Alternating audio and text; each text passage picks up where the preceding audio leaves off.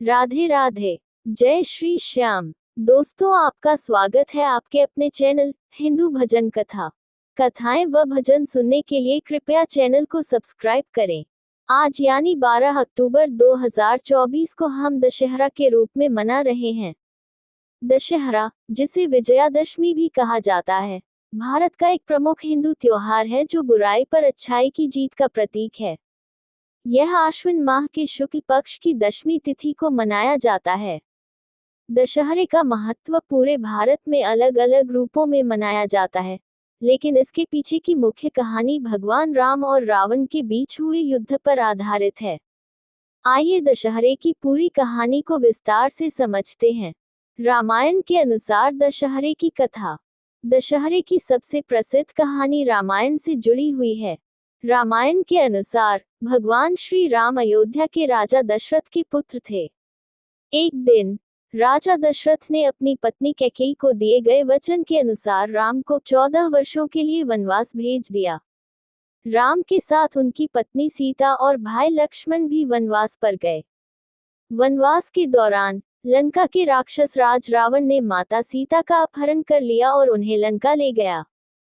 सीता को मुक्त कराने के लिए भगवान राम ने वानर राज सुग्रीव, हनुमान और उनकी सेना की मदद से रावण के खिलाफ युद्ध छेड़ा। इस युद्ध में कई दैवीय शक्तियों ने भी भगवान राम का साथ दिया। ये युद्ध कई दिनों तक चला और अंततः भगवान राम ने रावण का वध किया। इस दिन को विजयादशमी या दशहरा के रूप में मनाया जाता है। यह अच्छाई भगवान राम की बुराई रावण पर जीत का प्रतीक है। रावण को मारने के बाद राम और सीता अयोध्या वापस लौटे और इसके बाद दिवाली का त्योहार मनाया गया। दशहरा पर्व एक और कथा पर आधारित है जो मां दुर्गा से जुड़ी हुई है। महिषासुर और मां दुर्गा की कथा। दशहरा के पर्व से जुड़ी एक और प्रमुख कथा महिषासुर और देवी दुर्गा से संबंधित है, विशेषकर पूर्वी भारत में। महिषासुर एक शक्तिशाली असुर राक्षस था, जिसने कठिन तपस्या करके ब्रह्मा जी से यह वरदान प्राप्त किया कि उसे कोई देवता या पुरुष नहीं मार सकता। इस वरदान के कारण महिषासुर ने देवताओं को हराकर स्वर्ग पर अधिकार कर लिया और चारों ओर अत्याचार फैलाने लगा। देवताओं ने इस संकट से उबरने के लिए सभी शक्तियों को एकत्रित कर देवी दुर्गा की उत्पत्ति की। देवी दुर्गा ने महिषासुर से 9 दिनों तक युद्ध किया और अंततः 10वें दिन महिषासुर का वध किया। इस दिन को विजयादशमी के रूप में मनाया जाता है। देवी दुर्गा की इस जीत को बुराई पर अच्छाई और शक्ति की विजय के रूप में देखा जाता है। दशहरे का सांस्कृतिक महत्व। उत्तर भारत में रामलीला का आयोजन होता है, जिसमें रामायण की कथा का मंचन किया जाता है।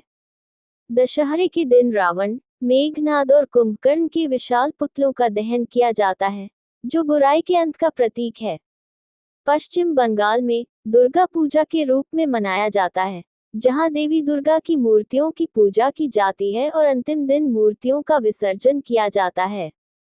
दक्षिण भारत में नवरात्रि के दौरान देवी की विभिन्न रूपों की पूजा की जाती है और दशहरे को शक्ति की विजय के रूप में मनाया जाता है। महाराष्ट्र और गुजरात में नवरात्रि के 9 दिनों तक गरबा और डांडिया नृत्य आयोजित किए जाते हैं और दशहरा शक्ति और भक्ति का प्रतीक है। कर्नाटक विशेषकर मैसूर में भव्य जुलूस निकाले जाते हैं, जिसमें सजे हुए हाथी, नर्तक और संगीतकार भाग लेते हैं। अतः दशहरा का त्योहार बुराई पर अच्छाई की जीत का प्रतीक है, चाहे वह भगवान राम की रावण पर विजय हो या फिर देवी दुर्गा की महिषासुर पर। ये त्योहार हमें ये सिखाता है कि सत्य, धर्म और न्याय की सदा जीत होती है और हमें हमेशा अपने जीवन में इन्हीं मूल्यों का पालन करना चाहिए।